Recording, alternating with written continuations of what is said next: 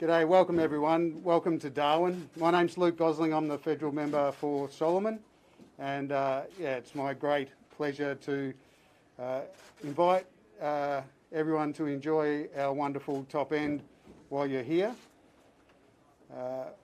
Just want to acknowledge that we're on Larrakia country, and the Larrakia people have had a relationship with this land for millennia. And the Pandanus clinic that we're in, Pandanus has been used by Larrakia on this country for millennia. It's great to be here, and thanks for making us feel so welcome for these important announcements for the health of our nation. I'm joined by my territory colleagues, former member for Lingiari, Warren Snowden, an old boss of mine and a territory legend. Thanks, Woz, for all your service. Particularly to the bush and for better health outcomes for all Territorians. His successor, hopefully, Marion Scrimgeour, with her own amazing, proud record of standing up for Territorians. NT Senator Malandiri McCarthy. We've got a great team here in the Territory, and we're ready to serve, hopefully, in a future Labor government. Joining us today, we've got all the big guns. We've got Jim Chalmers, our Treasury spokesman, Katie Gallagher, our Finance spokesperson. We've got Mark Butler, our Health spokesman for these important announcements today. But most importantly, we've got Anthony Albanese, our Labor leader. And Albo, thank you for your ongoing commitment to the Territory and to Territorians, for the health of Territorians into the future, and you're always welcome here, mate. Thanks very much.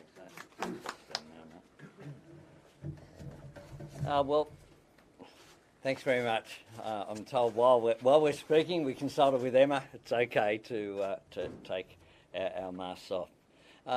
Firstly, can I thank Emma for having us at this medical centre. Our GPs make an enormous difference to people's lives.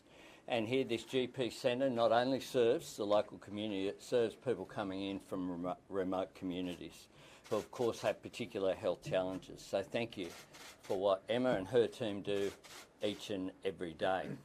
Can I also say that it was great to catch up with the new NT Chief Minister, Natasha Files, this morning. I've known Natasha for a long period of time. She's been a very significant figure in the Territory as the Health Minister, and it was great to talk about the issues, and I look forward to working with every Premier and every Chief Minister, regardless of where they come from politically, if we're successful on the 21st of May. I want to bring the country together. I want to unite the country. This country has conflict fatigue. They're sick of a Prime Minister who always looks for conflict, always looks for division. What they want to do is work in our common interest, and I'm committed to doing that. And I thank Natasha for the catch-up this morning, and I pay tribute to former Chief Minister Gunner for the work that he's done in public office as Chief Minister. He'll continue as a member of the NT Assembly, of course, but I respect the decision that he's made for personal issues, and I hope he enjoys the fact that because he stood down as Chief Minister, we have more time with his two little ones over the coming years. Look, today's announcement is a very significant one. I have said that Labor wants to strengthen Medicare. We understand that Medicare is at the heart of our health system. Universal health care is something that is a Labor creation. Labor will always defend it, and Labor will always strengthen it. And today's announcements are aimed at just that. Our Strengthening Medicare Task Force and Fund, $750 million, $250 million each year between starting from next year, 2023 financial year, will make an enormous difference. It has been supported by the AMA, and we've worked with the health sector to make sure that we do strengthen Medicare, which is why this funding will be available. A task force will be established, chaired by the Health Minister, including the AMA and the Royal Australian College of General Practitioners and others, to work on where the priorities areas are to strengthen Medicare. But one of the things that we know is that GP practices are really struggling in many areas. Importantly, during the pandemic, we relied upon our GPs to step up. They stepped up to get people vaccinated. They stepped up to get people tested. They put in place additional capital investment that they had to do to deal with the issues that we're still dealing with today, making sure that people could enter general practices safely. We need to provide them with more support, which is why our $220 million fund of Strengthening Medicare GP grants is an important contribution, with grants from $25,000 to $50,000 to make sure that our GP practices can continue to thrive. We know that in too many areas it's getting harder to see a doctor, not easier. And what we need to do is to make sure that people can get that care when they need it. It's one of the reasons why we announced our urgent care clinics to take pressure off emergency departments to work with existing GP services and community health clinics. It's one of the reasons why we're announcing this funding today of almost $1 billion to make a difference to the health sector. One of the things about primary health care is that over a period of time, if you take a step back, it actually saves you money. If you get that care early, then people get better health outcomes, but importantly as well, it takes pressure off the acute system, the hospital system, and people needing much greater health interventions. That's why today's announcement is so important. It's important that we do it here in Northern Territory. It adds to the specific announcements that we've had, $111 million First Nations health package that Penny Wong gave on my behalf when I was out of action due to a health concern. She went to Alice Springs to make that announcement. 500 additional health workers in Aboriginal communities making a difference to people's lives. Health is the issue that motivated me due to my own family experience to be engaged in politics. I know the difference that it can make. We need to make sure that we value our GP services, that we value our health sector. I pay tribute today to the champions of the pandemic, our healthcare workers, whether they be our doctors, our nurses, our people who are receptionists dealing with the challenges in healthcare centres as well. Our people in the aged care sector, they stepped up. They deserve more than our thanks. What they deserve us to do is to have a step back, look at what are the weaknesses in the health system, where are the pressures on, how does government make a difference to alleviate those pressures so that we get better health care outcomes in the future. I'm very proud of this announcement today, and I'd ask Mark Butler to add some comments. Well, thank you, Anthony. People have been telling us right through this campaign that for them it's never been harder or more expensive to see a doctor after almost 10 years of cuts and neglect to Medicare from this government. Patients are crying out for better access to a doctor and better treatment options, particularly for complex chronic disease. Now, over the last few years, doctors groups, nurses, allied health groups and importantly patient groups have worked hard to develop a plan to strengthen Medicare, to deal with many of the issues Emma was talking to us about, the need to strengthen that relationship between a GP and a multidisciplinary team on the one hand, and particularly patients with more complex chronic disease on the other, a 10-year plan for primary care, GP practices like this and others across the country. But Scott Morrison has left those groups high and dry. He committed $450 million to the implementation of that plan back in 2019 and then cut his own funding, because that's what they do to Medicare. They cut the funding. And in this year's budget, there was absolutely nothing around the implementation of this important plan to improve primary care, other than apparently $500,000 for governance, whatever that means. Classic Scott Morrison. A big announcement about this 60-page plan and nothing to deliver it, nothing to actually make it happen. Well, we will deliver the change that patients need to strengthen Medicare and particularly to improve primary care. We'll have better access for patients, particularly after hours with their own GPs. We'll have better care options, as I said, particularly for patients with complex chronic disease. And we'll do that through the Strengthening Medicare Fund that Anthony is announcing today, a commitment of $750 million over the forward estimates to implement the key priorities that doctors, nurses, allied health groups and importantly patient groups have said that Medicare needs immediately. And we'll do that through a task force that will report by the end of this year, including those sorts of groups, to make sure that we get those priorities right and we deliver the change that patients and medical groups need. Also, as Anthony has said, we're delivering grants to support and strengthen general practice. They have done it tough over the last several years, after almost a decade of constant cuts from this government. But as Anthony said, in spite of all that, they stepped up magnificently to keep us safe, to keep us healthy over the course of this pandemic, with no additional support to put in place the additional infrastructure they needed for COVID, for telehealth and those sorts of things. And as Anthony said, Australian GPs need more than our thanks. They need real support to strengthen their practice, to improve patient access, and we will give them that support through $220 million of grants to improve patient access, to help them upgrade IT equipment, to deliver telehealth, to change their practices to improve and expand patient access, to upgrade their equipment and things like that. Only Labor has a plan to strengthen Medicare as well as to cut the price of medicines. Just here. Do you think the government has an ulterior motive to announcing the presence of the Chinese warship off the coast of WA so close to the election? Look, Labor shares sorry. And then fog. I'll just defog if that's okay so I can see you. Look, Labor shares concerns about the presence of an intelligence ship off the coast of Western Australia from the Chinese government. We've asked for a fuller briefing, but I make this point about national security issues.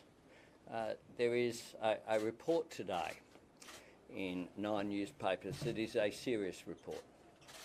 What it indicates is that for 4.5 months in the lead-up to the announcement about AUKUS, the United States government was saying to the Australian government very clearly and repeatedly that they wanted the opposition, Labor, to be briefed and that they wanted to have the confidence that this would be a bipartisan issue in terms of support. They understood, the Biden administration understood, that this is an upgrade of our alliance with the United Kingdom and the United States that would have implications beyond who was in government at any particular time. The Biden administration reached out to Republicans and to people on the other side of their political system to ensure that it would have that support within the United States. And the Biden administration sought reassurance from the Australian government that Australian Labor had been consulted on these issues. It is extraordinary that the Prime Minister broke that faith and trust with our most important ally by not briefing Australian Labor on these issues. We were briefed on the afternoon of the Wednesday before the 7 a.m. announcement.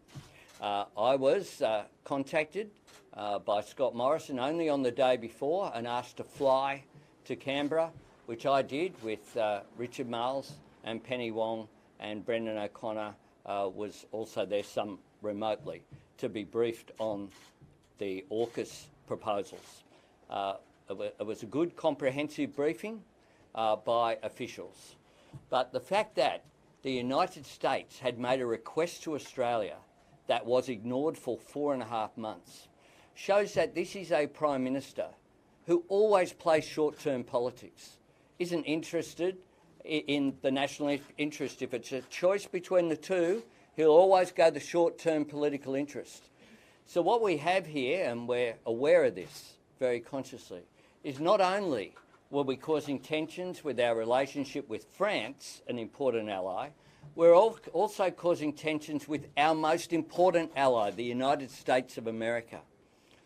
I will not treat national security issues as an opportunity to make a difference on partisan domestic political points. No Australian Prime Minister should do that.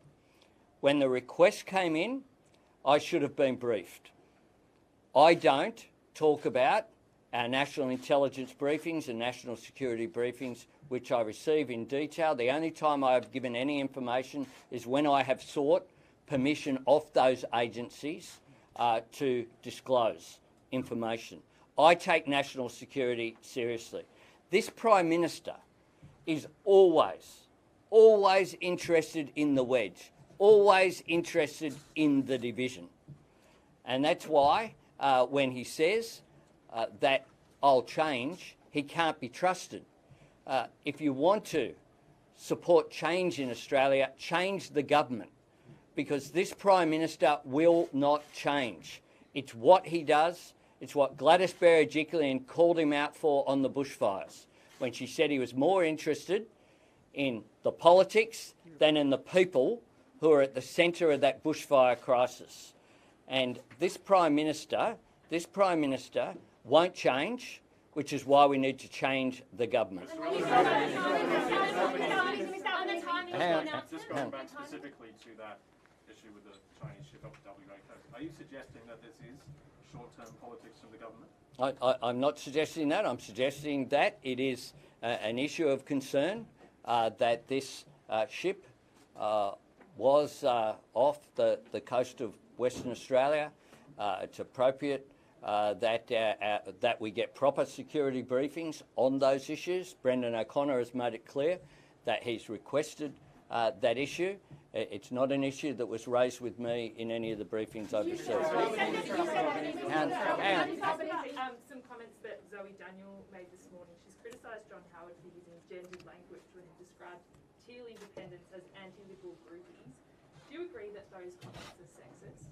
That's a matter for Zoe Daniel. Peter Dutton called the presence of the Chinese ship off the WA coast an aggressive act. What do you make of that language, and what do you make of the timing of his press conference? Well, Scott Morrison didn't use the same language. I know that. The timing of the press conference yesterday. It's up to him to explain why on a Friday afternoon that occurred. $750 million is a lot of money. Sure. What can you tell, voters about what is actually going to be spent on, more than just a task force is going to decide? And also, how long is the health system going to have to wait for this money to be spent? Okay. You said it was the end of the year. It's going to have to make a decision. Does that mean no money is going to be spent over the next 6 months? Well, the second question first. The funding, well, the GP grants flow immediately, so they will start flowing this year and next year to strengthen GP practices. The Strengthening Medicare Fund, particularly focused on that 10-year primary care plan I talked about, will start to flow from the 1st of July next year. Now, there are a range of improvements in our general practice system, some of which Emma talked about earlier, that are identified in the 10-year plan. And what the task force's job will be to do between now and the end of the year is to pull out the key priorities. You know, the AMA and the college have talked about priorities of strengthening the relationship between a general practice and particularly patients with complex and chronic disease. Emma talked about that today. They talk about the importance of after-hours services being available so that you can actually see your own doctor rather than perhaps a locum. Strengthening the ability of general practices like this to employ nurses and allied health professionals. Those are the sorts of things that the GP organisations, nurses organisations and patient groups like the Consumer Health Forum have said they want to talk to government about. The problem with the current government is that they published this plan, made a big announcement and then followed up with absolutely no delivery. Can you just clarify, sorry, so it's the end of the year is when it has to report, but no money will be spent until the 1st of July next year. As I said, the task force will report by the end of the year, identify the key priorities out of this long-term 10-year plan that should be addressed immediately. That report will then feed into the budget process for 2023 and funding will start flowing on the 1st of July 2023. Just on the Medicare announcement as well. Sure. I cannot believe I just won that. On your 907, on the Medicare announcement. Do you note that the tone was right? It wasn't loud, it was just firm. And then we're going to go, just to get a bit of order, we're going to go here, then we'll go here, along here, and then we'll go over there. Okay, so... Yes. Just on the Medicare announcement, the fund section talks about improving patient access to GPs and greater affordability for patients. What are the checks and balances, particularly if the health minister is chairing the task force, and if Labor is not promising to increase Medicare rebates like doctors have asked due to fears around practice viability, aren't you just tinkering around the edges? Well, I mean, I'd invite you to ask the AMA or the college about that. They've indicated their strong support for this announcement this morning because they are so focused on actually implementing the plan that they've worked on so hard to deliver over the last 3 years.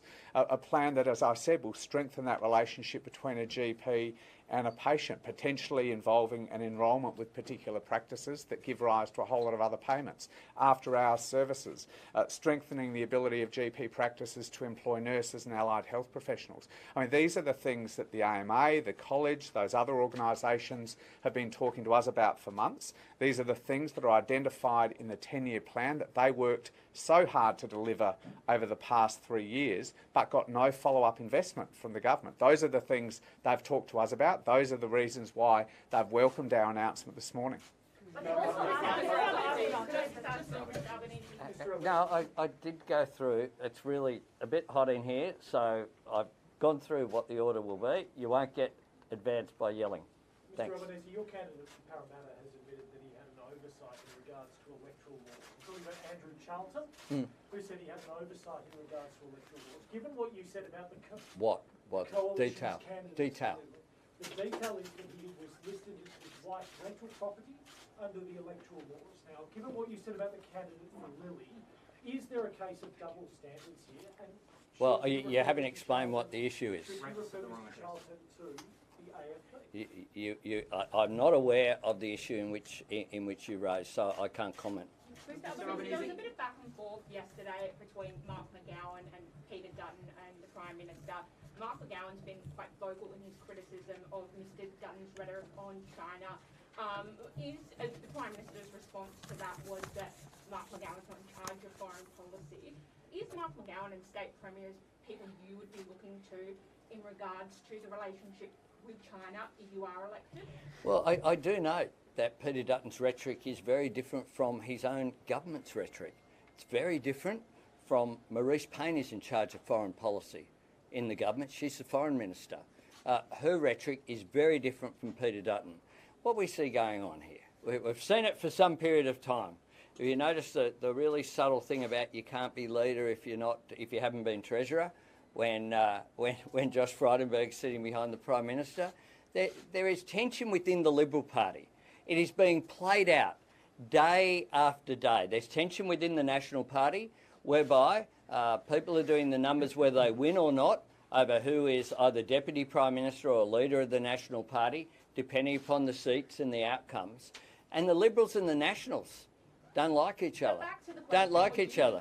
Would you be talking to state premiers regarding the relationship with China? Are they people you would be looking to? Well, the Australian government is in charge of our national policy, but I'll be engaging in a constructive way with business, with state premiers, with civil society about our relationships. Mark McGowan is doing a great job as the WA Premier.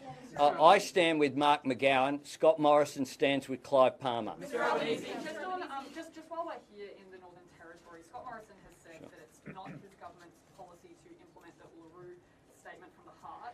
He says his government is focusing on listening to local voices rather than a kind of symbolic national voice. Ken Wyatt has also said that he talks to Indigenous communities and they're more concerned with things like housing and health. Do you agree with Ken Wyatt's assessment of this, and what would you call on the government to do when it comes to the Uluru Statement from the Heart? The only voice that Scott Morrison wants to hear is his own. It's not surprising that he's ruled out a voice to Parliament because the only voice Scott Morrison ever wants to hear is his own. That's why even in the Parliament he shuts down other voices. So it's not surprising, given he won't have any debates in the Parliament, that he doesn't want a voice to Parliament. This is a generous offer from First Nations people. First Nations people are just asking to be consulted on issues that affect their lives, on health, on education, on housing, on those issues. It is a generous handout from First Nations people. And what they are asking for is a partner, is just a joining of hands in our common interests. This is the same political party that said, if we apologise to the stolen generations, it would be divisive. Peter Dutton walked out of that apology. And what we need to do is to bring this country together. Just wait. We're a strong country, but we'll be even stronger, more cohesive and more proud if we do this, if we recognise that our history didn't begin in 1788. It's 65,000 years of the oldest continuous civilisation on the planet. We should be celebrating that. That is such a national asset for us. And I want this young woman here, Marion, to join our First Nations caucus with Malandiri and Pat Dodson. We have, and of course Linda Burney is just extraordinary, my local member. I just find it extraordinary that the last election, there were three things in terms of values that you can say that Scott Morrison said in 2019. He said there'd be a National Anti-Integrity Commission. Now he says basically there'll never be one under him. He said there would be a voice to Parliament. And now he's walking away from that. And he said there'd be religious discrimination laws, and he walked away from his own legislation there. This is a Prime Minister who hasn't changed and can't change and won't change. He's incapable of lifting the country up because he's too busy trying to divide it. Do you agree with the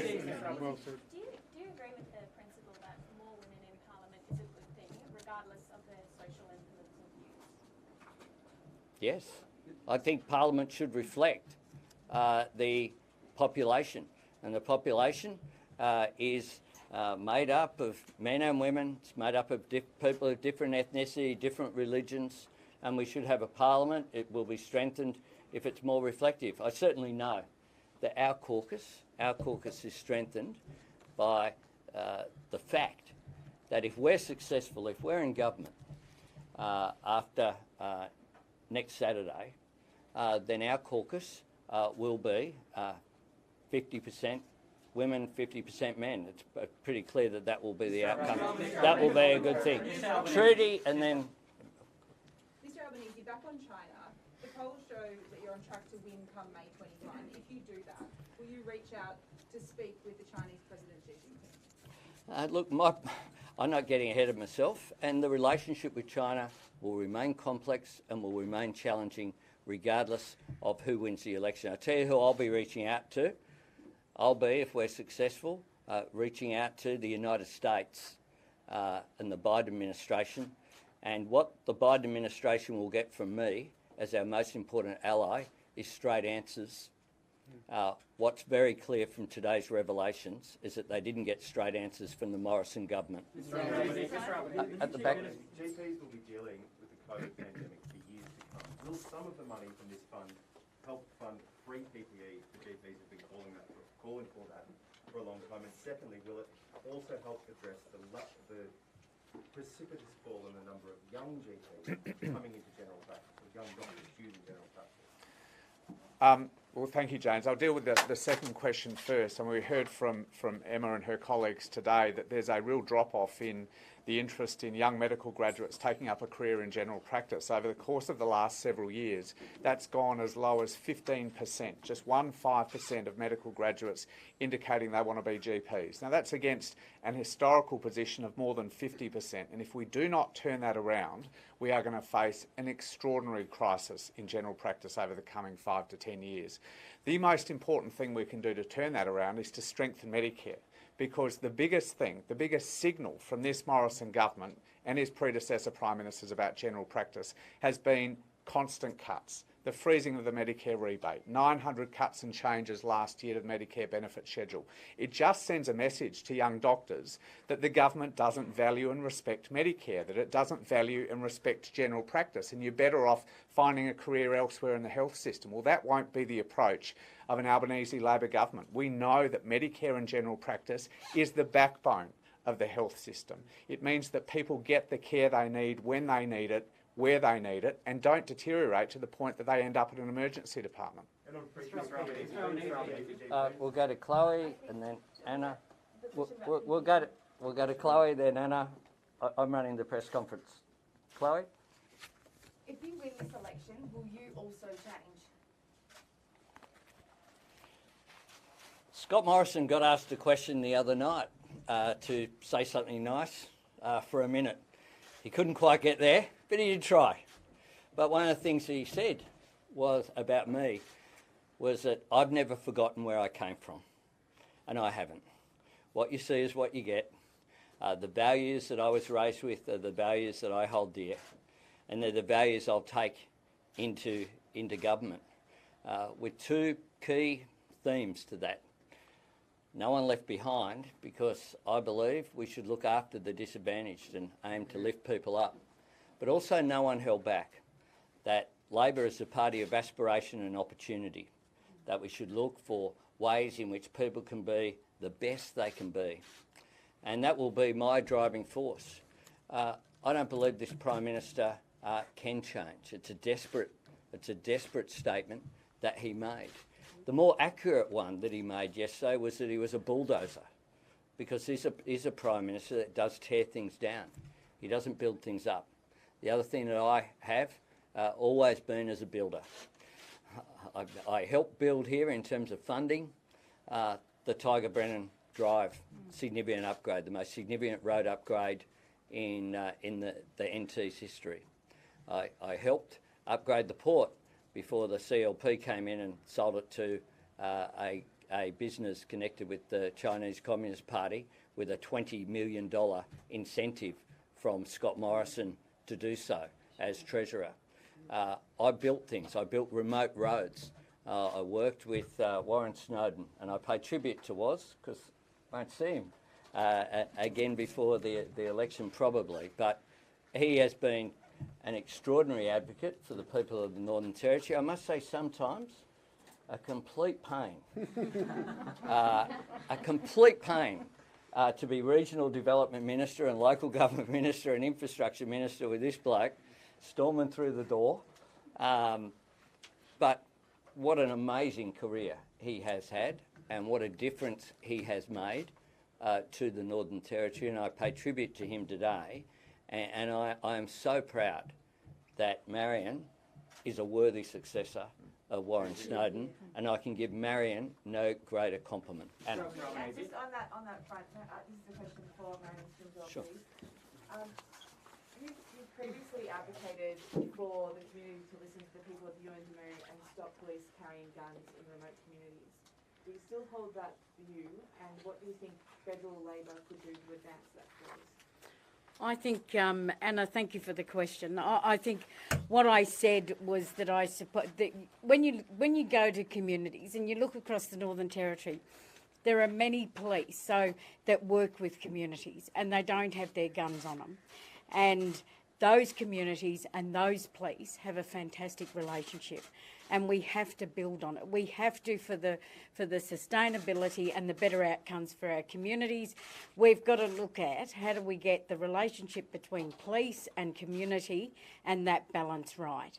And I think that rather than the divisions, which we have seen from the CLP, rather than those divisions, we need to bring both together, because we need police on the ground in those communities. I have said that women and children, if it, to remove police or to not have law and order, it leaves women and children vulnerable in those communities, and I stand by that. Thanks. Last one. Thanks very much. Thank you for taking our questions. Sorry, I try to, everyone, if you miss out, you try and get one the next day. It's quite steamy in here.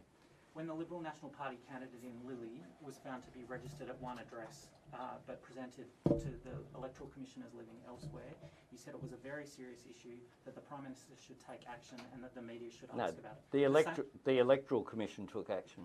You said that it was a very serious issue for the Prime Minister. Does the same standard apply for your hand-picked Parramatta candidate, Andrew Charlton? The Electoral Commission took action on that issue and referred the candidate for Lilly to the AFP. I expect the rules to always be upheld. Thanks. Authorised by P. Erickson, ALP Canberra.